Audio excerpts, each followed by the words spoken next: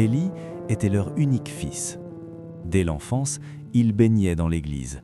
Il ne manquait aucun culte, aucune réunion de prière, aucune activité spirituelle.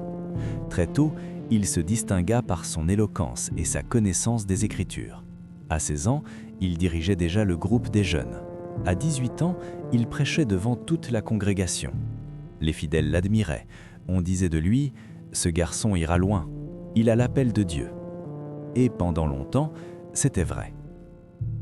À 22 ans, animé d'un zèle brûlant, Élie annonça à ses parents son désir de fonder sa propre église. Son père pria longuement, jeûna plusieurs jours, puis posa ses mains sur la tête de son fils. « Va, lui dit-il, prêche la vérité, ne cherche jamais la gloire des hommes. » Élie promit. Quelques semaines plus tard, il quitta son village natal pour Solara, la grande ville où tout semblait possible. Mais l'arrivée fut brutale. Les hôtels étaient complets, l'argent manquait.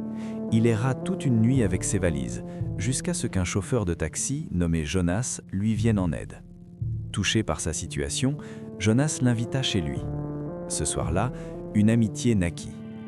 Jonas expliqua pourquoi la ville était pleine.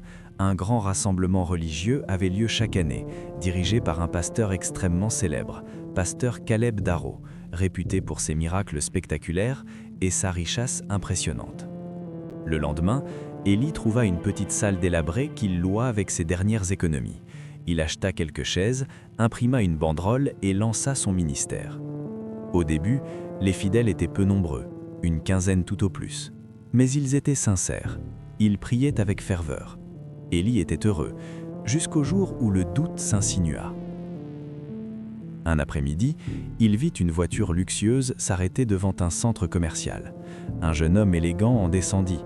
Derrière lui, 2 passants parlaient à voix haute. C'est encore un don offert au pasteur Caleb. On dit qu'un membre lui a donné un manoir. Ces paroles frappèrent Élie comme un coup de tonnerre.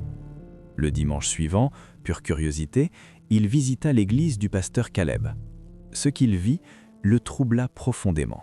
Une foule immense, des offrandes spectaculaires, des fidèles en transe et un sermon de seulement 30 minutes centré sur la richesse, la réussite et le succès.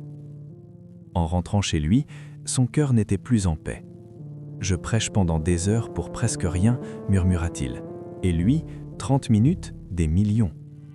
Ce jour-là, sans le savoir, quelque chose se brisa en lui. La graine de la convoitise venait d'être plantée.